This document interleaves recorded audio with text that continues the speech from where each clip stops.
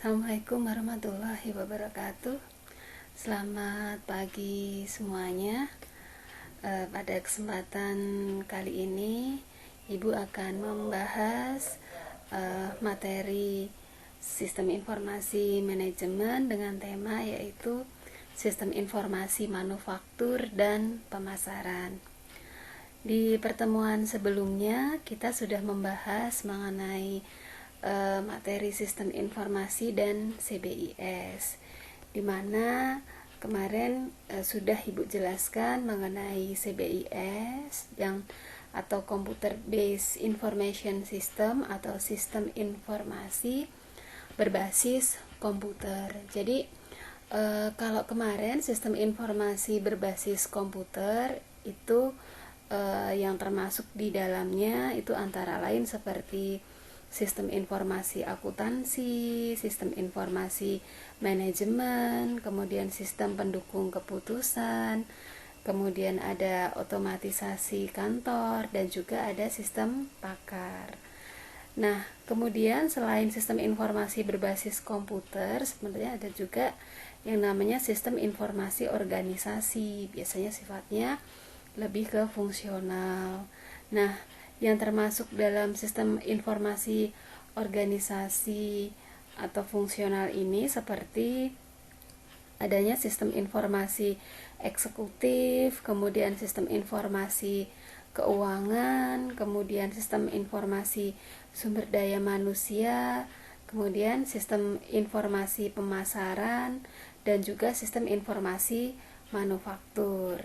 Jadi sesuai dengan pertemuan kita pada pagi hari ini, Ibu akan membahas mengenai sistem informasi manufaktur dan sistem informasi pemasaran saja ya. Untuk yang lainnya mungkin di lain kesempatan ya kita akan membahasnya.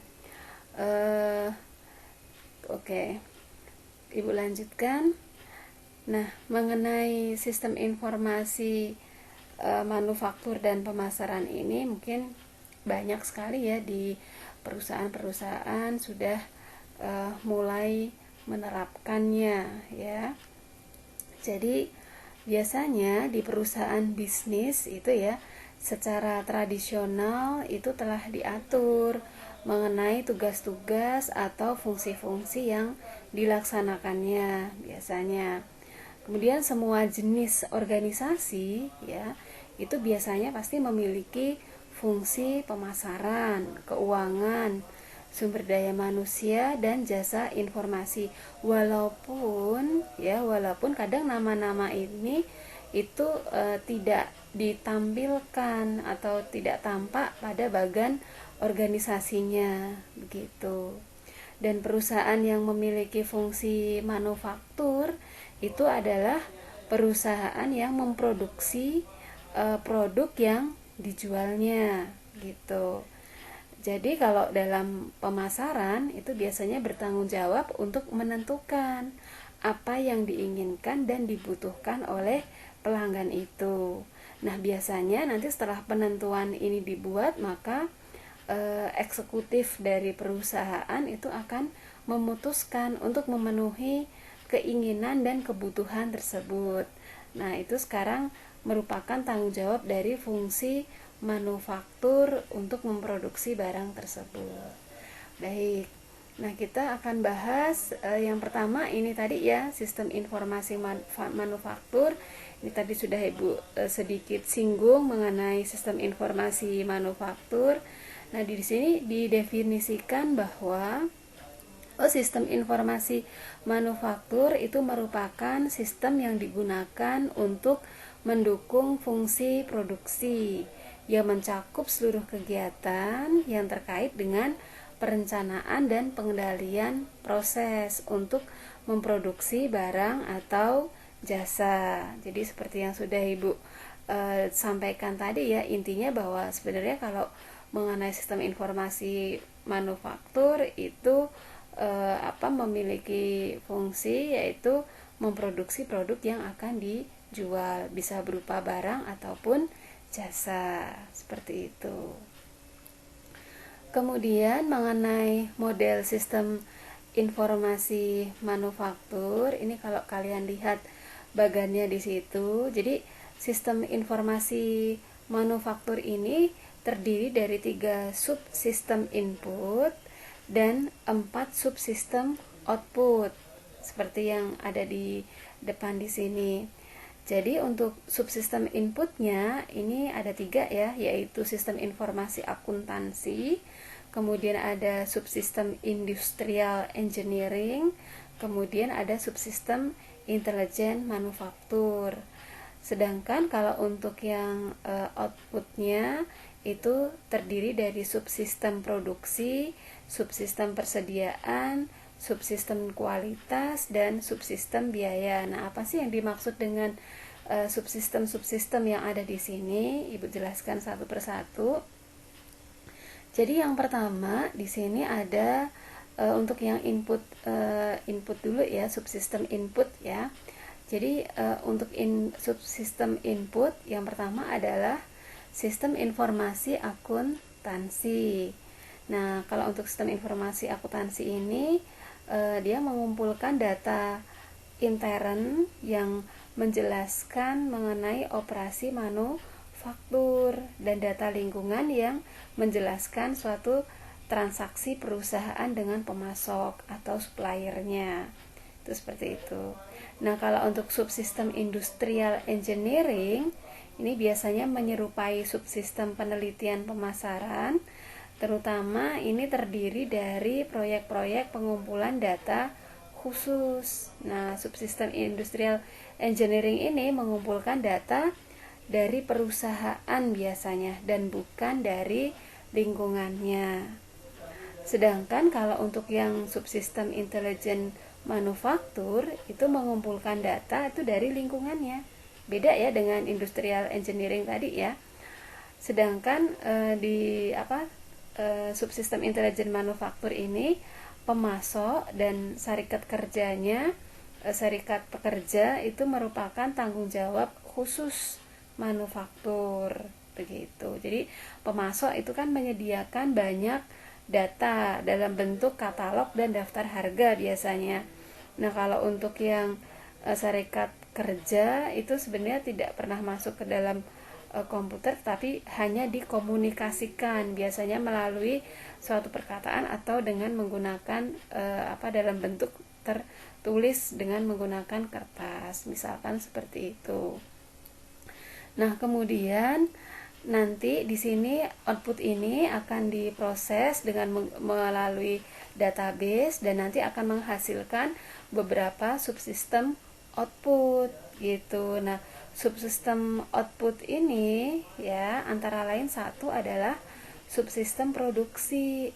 Nah, kalau untuk subsistem produksi di sini menjelaskan tiap langkah dari proses transformasi dari pemesanan bahan baku dari pemasok hingga pelepasan barang jadi ke pasar. Jadi bahan dari mulai pemesanan bahan baku, kemudian diproduksi, kemudian barang jadi, kemudian baru siap dipasarkan seperti itu ke pasar, di launching ke pasar. Itu subsistem produksi.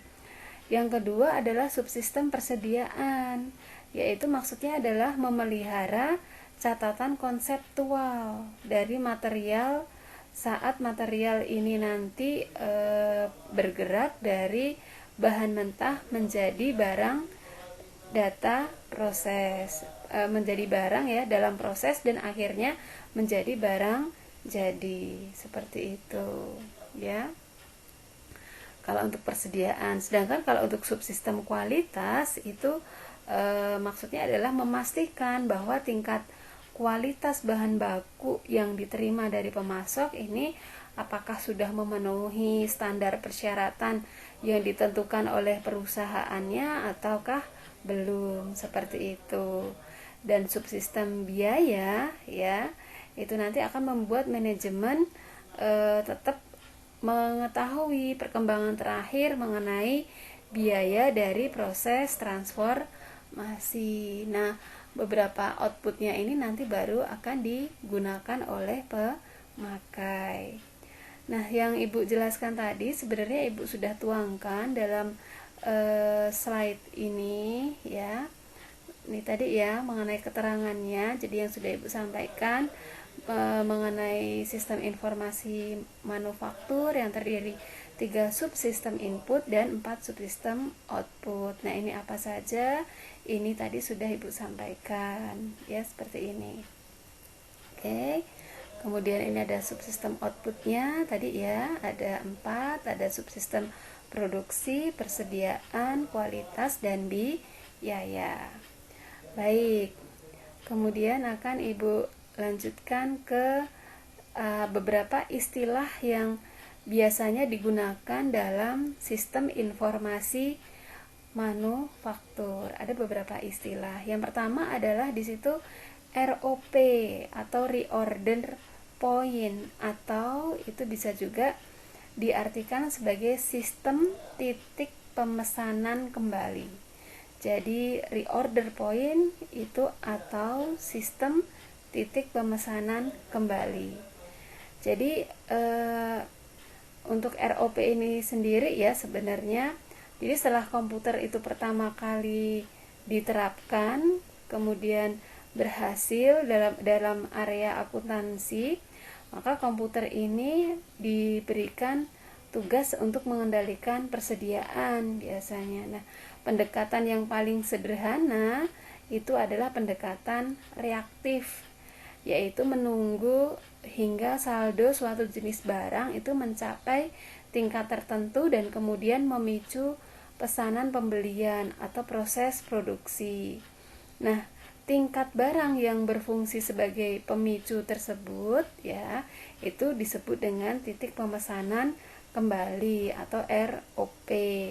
Dan sistem yang mendasarkan keputusan pembelian pada titik pemesanan kembali tersebut disebut dengan sistem titik pemesanan kembali. Begitu. Jadi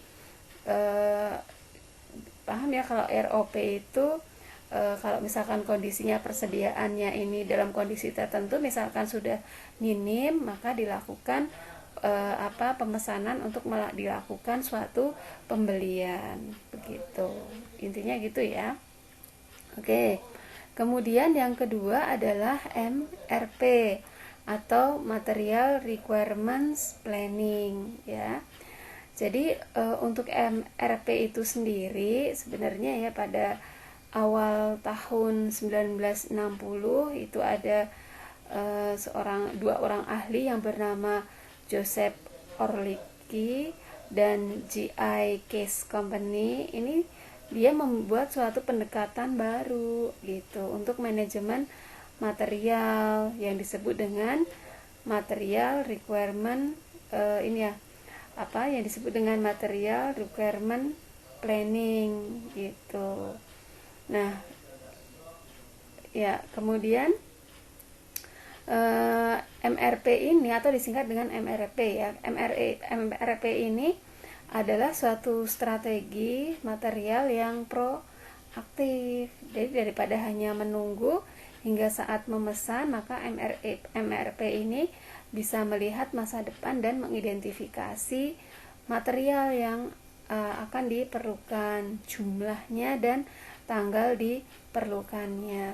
Seperti itu. Jadi kalau di sini dikatakan MRP atau Material Requirement Planning itu adalah suatu sistem yang dapat dipakai untuk merencanakan kebutuhan berbagai bahan baku yang diperlukan dalam proses produksi. Jadi tidak harus menunggu ya, maksudnya tidak harus menunggu sampai bahan bakunya habis baru nanti dilakukan proses produksi, enggak ya, tapi bisa sebelum barang habis sudah bisa dilakukan sudah bisa merencanakan untuk mengisi bahan baku kembali ya, supaya proses produksinya itu selalu jalan terus gitu. Nah, di sini kalian lihat ini gambarnya ya. Di sini ada gambarnya ini. Di situ ada master ini ya. Master production schedule ya, schedule. Kemudian di sini ada material requirement planning ya. Jadi Kalau dijelaskan di sini ya, di sini ada beberapa sistem yang bisa dijelaskan. Yang pertama adalah sistem penjadwalan produksi ini, mengenai inputnya nih. Sistem penjadwalan produksi. Jadi sistem penjadwalan produksi ini menggunakan 4 file data yang 4 file data yang ada dalam master production schedule ini. Nah, data input ini nanti mencakup ya, data input ini ya, data yang diinput ini nanti mencakup mengenai file pesanan pelanggan atau order, file ramalan penjualan, forecast, file persediaan barang jadi, dan file kapasitas produksi gitu. Dan master production schedule ini nanti ya, dia akan memproyeksikan produksi cukup jauh ke depan untuk mengakomodasi proses produksi yang merupakan kombinasi dari lead time pemasok dan waktu produksi yang terlama gitu. Jadi untuk jadwal produksinya itu dapat dilihat sampai 1 tahun ke depan gitu. Nah, berikutnya ini adalah sistem material requirement planning ya. Di sini nanti menentukan dari input yang masuk ini, nanti dia menentukan berapa banyak material yang diperlukan untuk memproduksi jumlah unit yang diinginkan begitu. Ya, jadi nanti ada di sini muncul yang namanya file bill of material biasanya. Dan ini nanti digunakan untuk menguraikan bill of materialnya untuk setiap jenis barang yang dijadwalkan untuk produksinya, yaitu dengan mengalihkan kuantitas yang ada di bill of materialnya itu dengan jumlah unit yang akan diproduksi. Nah, nanti setelah diproses di MRP ini nanti akan menghasilkan beberapa output di sini. Jadi setelah dibuat penentuan, maka sistem MRP ini menghasilkan beberapa output. Sebenarnya output utamanya itu adalah berupa jadwal pesanan terencana yang biasanya mendaftarkan jumlah kebutuhan tiap material berdasarkan periode lain. Tapi untuk output yang lainnya ini mencakup yang pertama itu seperti perubahan pesanan yang terencana, ini ya, purchase order, yang mencerminkan pesanan itu bisa dibatalkan, pesanan bisa dipercepat, dan kuantitas pesanan itu juga bisa dimodifikasi. Kemudian ada laporan perkecualian, nanti di sini ya, material plannya yang menandai bahwa barang-barang yang memerlukan perhatian dari manajemen itu apa saja. Nah, kemudian nanti ada laporan kinerja ini ya, work ordersnya, yang menunjukkan seberapa baik sistem berkinerja, dilihat dari ukuran stock out dan ukuran lainnya. Kemudian nanti di sini juga ada report ya, atau di sini dalam hal laporan perencanaannya yang nantinya dapat digunakan oleh manajemen manufaktur untuk perencanaan persediaan di masa depan, seperti itu ya. Jadi ini ya penjelasan mengenai gambar yang ada di MRP ini ya. Jadi nanti ada di sini tadi ada jadwal sistem penjadwalan produksinya, kemudian ada MRP-nya, kemudian baru ada outputnya, seperti itu ya. Dan ini juga sudah Ibu jelaskan di sini ya, tadi penjelasan Ibu mungkin bisa kalian lihat di slide ini ya. Tadi ya sudah Ibu sampaikan, ini apa yang Ibu tuliskan di sini sudah Ibu sampaikan. Kemudian Ibu lanjutkan ke MRP 2. Jadi ini sebenarnya juga merupakan pengembangan dari MRP tadi ya. Jadi kalau MRP tadi kepanjangannya adalah material nih ya, requirement planning ya. Nah, Kalau untuk MRP2 ini dia R-nya ini akan berubah ya. Jadi bukan requirement lagi, tapi ini adalah resource-nya. Jadi material resource planning 2 ya. Tuh.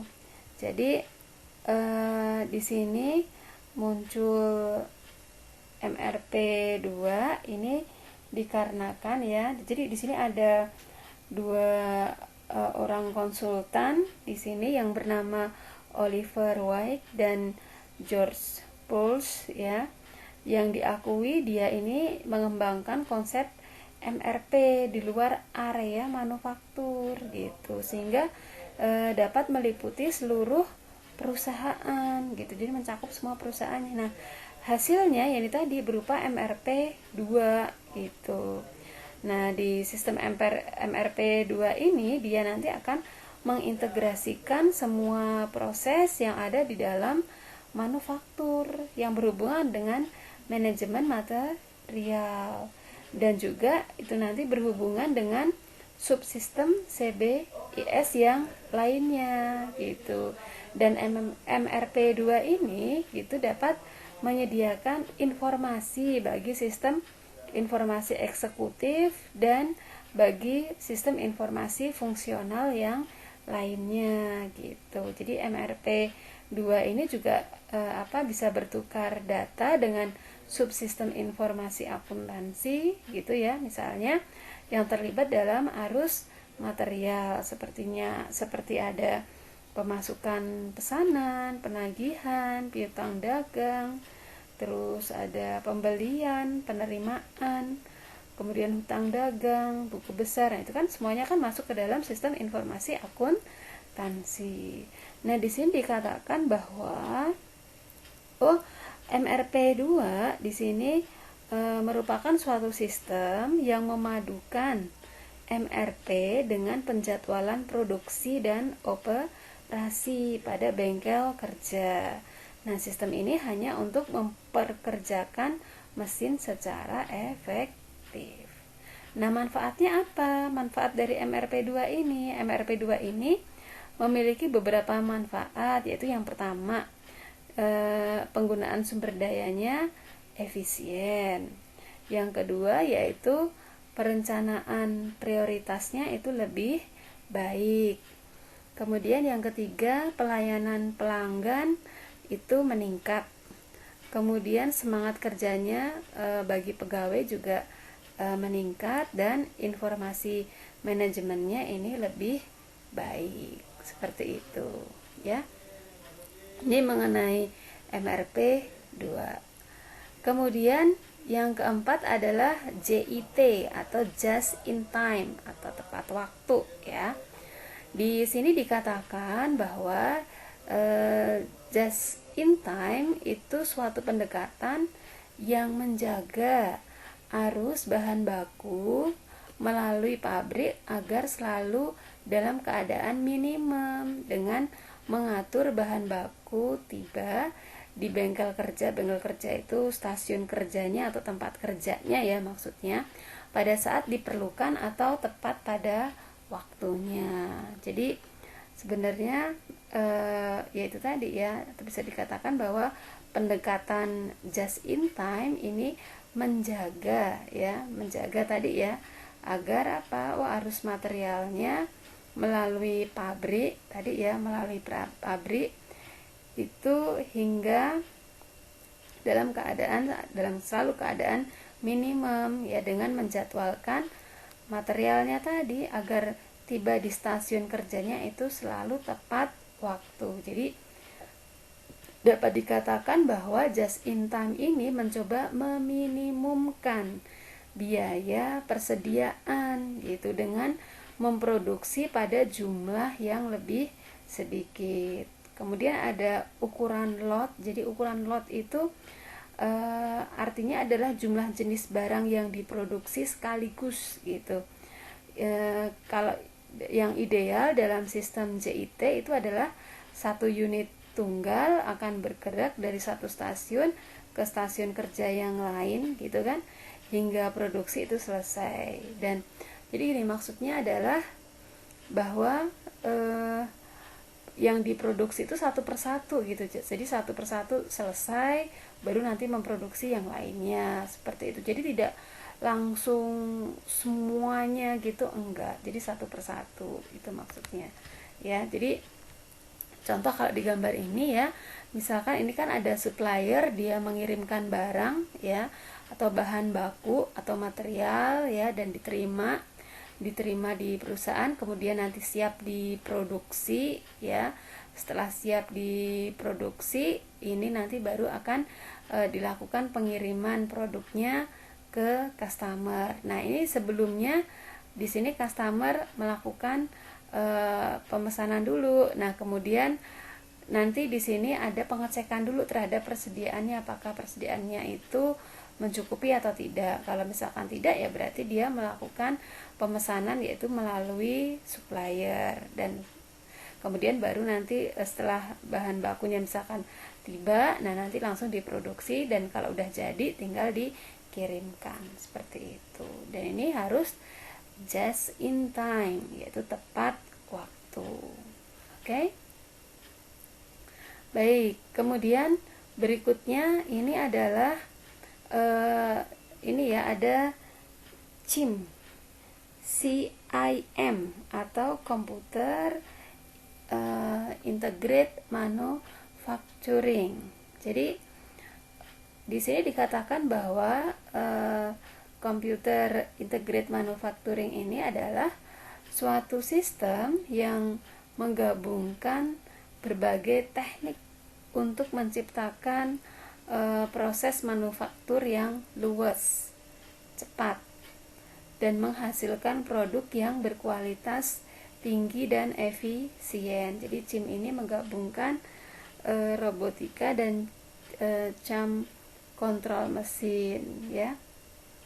Nah, untuk keterangan lebih lanjutnya, jadi kalau untuk CIM ini, dia merupakan filosofi manajemen yang menyatakan bahwa semua teknologi produksi dan informasi itu harus dapat bekerja sama gitu.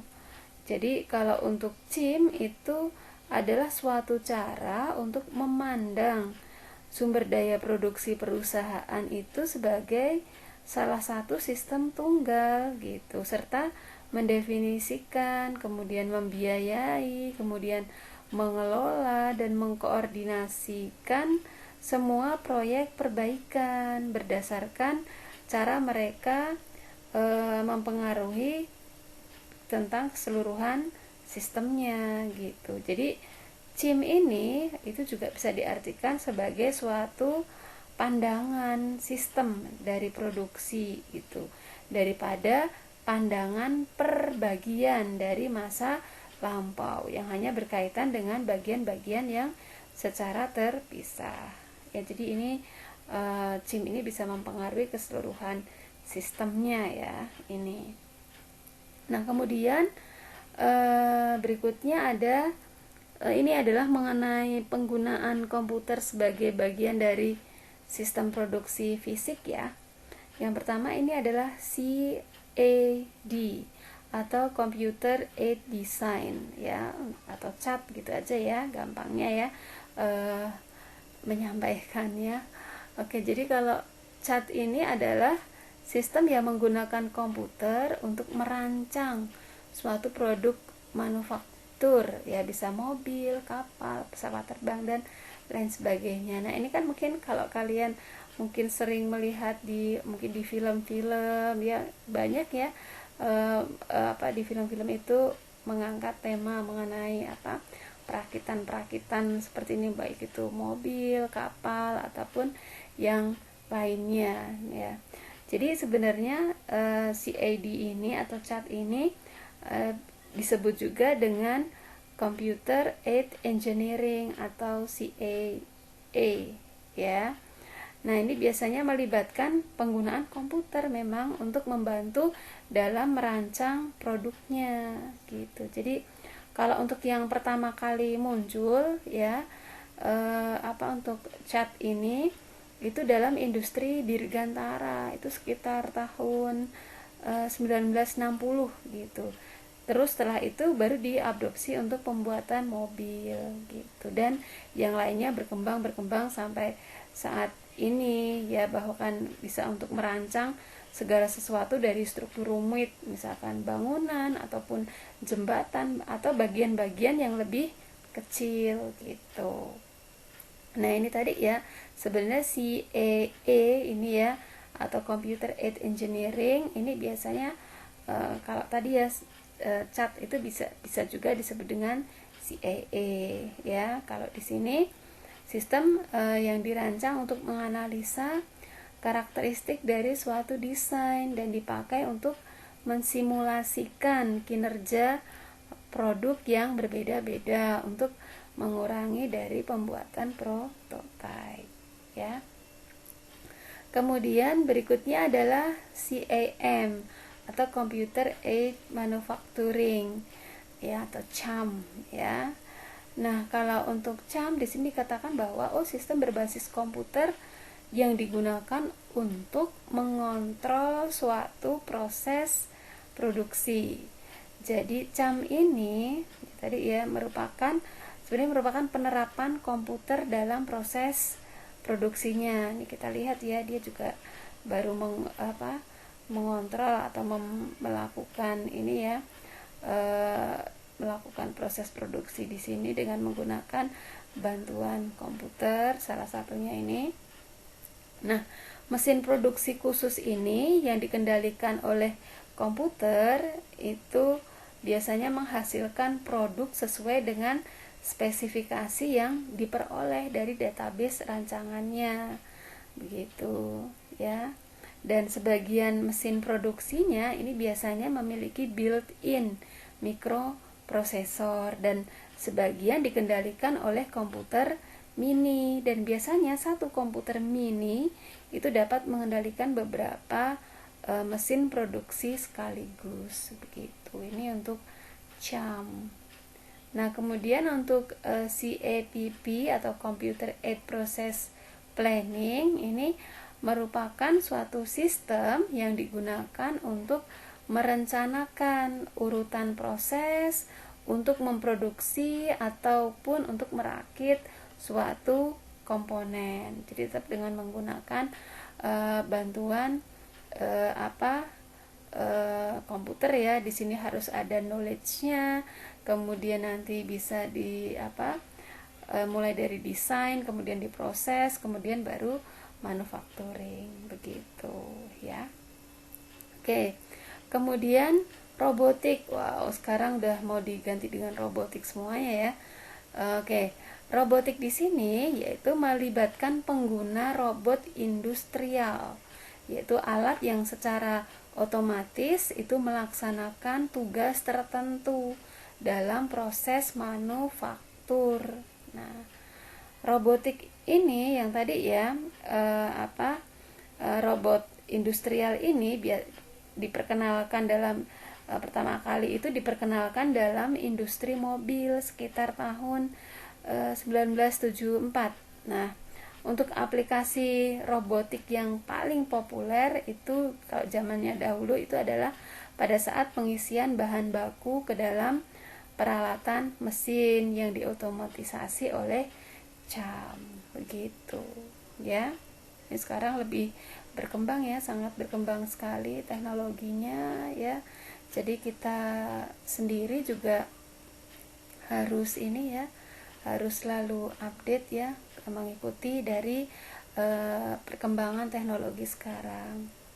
Oke, tadi adalah mengenai sistem informasi manufaktur. Nah, berikutnya ini adalah mengenai sistem informasi pemasaran ya, sistem informasi pemasaran. Oke.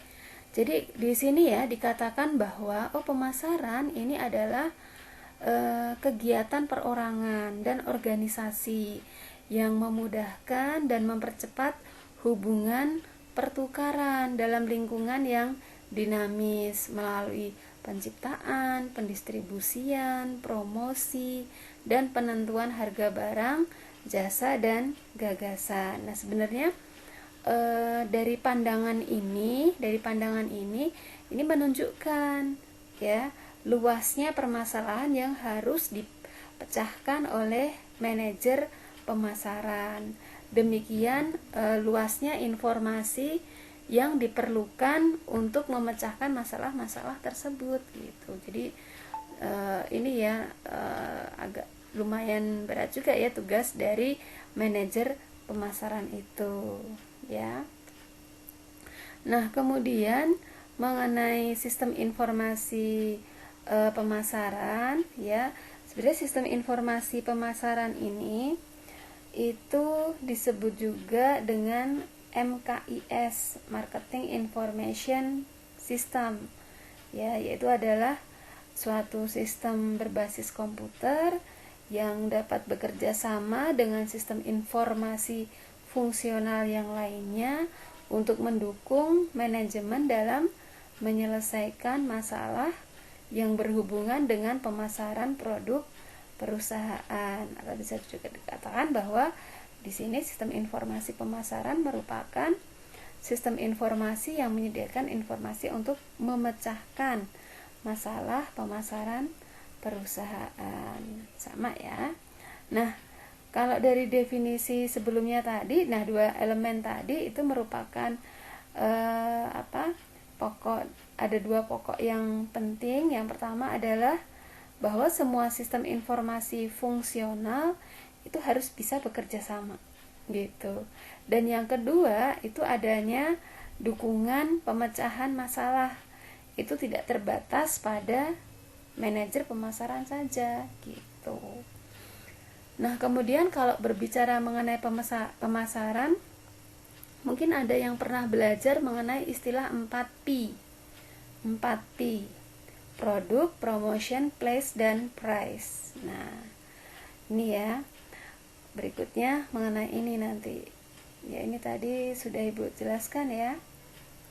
Nah, nih mengenai bauran pemasaran, Ibu ada tambahannya. Nah, strategi pemasaran ini yang terdiri dari campuran unsur-unsur itu dikenal dengan istilah marketing fix atau bauran pemasaran. Unsur-unsurnya ini apa saja? Ini tadi produk, promosi, tempat, dan harga. Atau dikenal dengan istilah 4P, produk, promotion, place, dan price gitu. Nah, kalau untuk produk itu adalah apa sih yang dibeli oleh pelanggan untuk memuaskan keinginan atau kebutuhannya. Nah, produk itu dapat berupa barang fisik ataupun berbagai jenis jasa ataupun suatu gagasan. Kalau promosi itu biasanya berhubungan dengan semua cara yang mendorong penjualan produk supaya lebih laku ya di pasaran, baik itu termasuk periklanan ataupun penjualan langsung. Nah, kalau tempat atau place ya, itu berhubungan dengan cara mendistribusikan produknya ya secara fisik kepada pelanggan melalui saluran distribusi gitu ya. Dan yang keempat itu adalah harga atau price. Nah, harga atau price ini terdiri dari semua elemen yang berhubungan dengan apa yang dibayar oleh pelanggan. Nah, ini adalah merupakan strategi pemasaran ya. Strategi pemasaran ini merupakan gabungan dari keempat unsur ini. Ada produk, kemudian ada promosi, kemudian ada place, dan ada price. Nah, kalian lihat di sini tadi ya penjelasan Ibu mengenai strategi pemasaran. Nah, kalau di strategi pemasaran ini ya, mana tadi ya tiap subsistem output itu nanti menyediakan informasi tentang subsistem itu sebagai bagian dari bauran ya atau gabungan. Nah, ini kan ada produk, subsistem produk. Ya, ini menyediakan informasi tentang produk perusahaan. Kemudian ada subsistem place atau tempat. Ini menyediakan informasi jaringan distribusi perusahaan. Kemudian ada subsistem promosi. Nah, di sini nanti menyediakan informasi tentang kegiatan periklanan perusahaan dan penjualan langsung. Kemudian ini ada price ya. Price ini atau harga.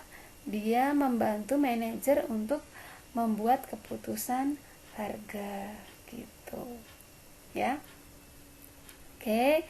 Nah, kemudian ini ada informasi pemasaran ya. Ini juga menyangkut mengenai produk, mengenai lokasi, mengenai promosi dan juga mengenai harga. Baik, kemudian kita lanjutkan ke penelitian pemasaran. Untuk penelitian pemasaran di sini dikatakan yaitu melakukan penelitian khusus mengenai operasi pemasaran untuk tujuan mempelajari kebutuhan konsumen dan juga untuk meningkatkan efisiensi pemasaran ya. Jadi sebenarnya secara garis besar itu untuk sistem penelitian pemasaran itu memiliki dua tujuan, yaitu tujuannya apa? Yaitu mendapatkan data. Yang pertama adalah mendapatkan data yang terbaru ya, yang menjelaskan mengenai operasi pemasaran dan juga menyajikan penemuan itu bagi manajemennya dalam bentuk yang memudahkan dalam pengambilan suatu keputusan gitu ya. Kemudian untuk melakukan penelitian kan biasanya membutuhkan suatu data. Nah, ini datanya ini dibedakan menjadi dua, ada data primer dan data sekunder ya. Kalau data primer ya yang dikumpulkan oleh pihak perusahaan itu sendiri, bisa melalui survei, wawancara, kemudian observasi ataupun pengujian. Sedangkan kalau untuk data sekunder ya data yang dikumpulkan oleh pihak-pihak lain ya. Ini bisa berasal dari mencari dari surat kabar, majalah, buku, internet atau media-media yang lain. Nah, kemudian mengenai bagian dari sistem informasi pemasaran ya, itu yang pertama pasti ada riset pemasaran atau marketing research. Nah, ini berhubungan dengan biasanya ada pengumpulan, pencatatan dan analisa semua data pelanggan dan calon pelanggan. Ini mungkin bisa memberikan kuesioner ya untuk mengetahui data-datanya. Kemudian yang kedua adalah informasi pemasaran atau marketing intelligence. Nah, ini biasanya berhubungan dengan pengumpulan, pencatatan dan analisa semua data perusahaan pesaing ya yang memiliki hubungan dengan penjualan barang dan jasa dari produsen ke konsumen gitu ya. Jadi beda ya.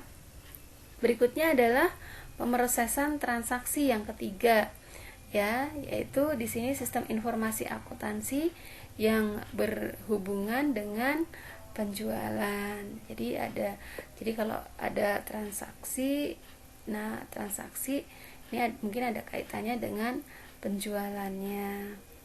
Kemudian ada peramalan penjualan atau sales forecasting. Ini berguna untuk melaksanakan peramalan penjualannya. Itu bagaimana nantinya?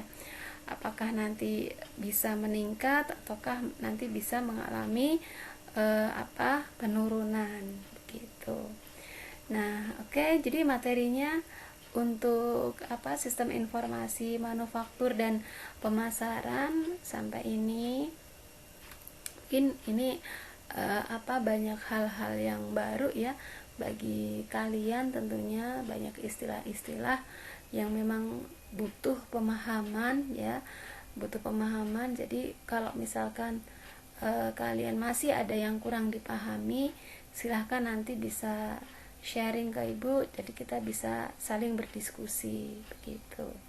Kemudian nanti di sini ada tugas lagi bagi kalian ya, ada tugas kelompok ya, silahkan dikerjakan menurut kelompok kalian masing-masing. Jadi di sini tugasnya adalah melakukan analisa jurnal yang telah dipublikasi. Jadi kalian nanti silahkan mencari jurnal ya yang sudah dipublikasi. Jadi salah satu ciri jurnal itu telah dipublikasi itu dia sudah memiliki ISSN gitu ya. Jadi nanti ibu minta kalian juga melampirkan jurnalnya ya. Jadi kalau misalkan jurnalnya ini terbit tapi tanpa keterangan apapun, tidak ada ISSN, tidak ada nama jurnalnya, tidak ada nomor volumenya gitu misalkan ya, nah itu mungkin berarti belum dipublikasikan. Tapi kalau misalkan sudah terpublikasi, itu biasanya data-data yang ibu sebutkan tadi itu biasanya ada ya. Silakan kalian pilih mau tentang sistem informasi manufaktur atau pemasaran produk ataupun promosi ya. Silakan kalian cari salah satu. Nah kemudian yang dianalisa di sini di dalam jurnal ini adalah permasalahan yang ada di penelitian. Nanti akan ketahuan nanti kalau kalian baca jurnalnya, nanti akan ketahuan permasalahannya itu apa di situ yang akan diteliti ya. Mungkin kalian bisa baca di latar belakangnya. Kemudian metode penyelesaian masalahnya itu seperti apa ya, dan solusi yang didapatkan dari penelitiannya itu apa ya. Dan nanti ini akan dikumpulkan di pertemuan berikutnya. Oke ya, demikian penjelasan ibu mengenai sistem informasi manufaktur dan pemasaran ya. Jadi kalau misalkan ada yang masih kurang dipahami, nanti silahkan kita bisa saling diskusi. Baik, terima kasih semuanya. Assalamualaikum warahmatullahi wabarakatuh.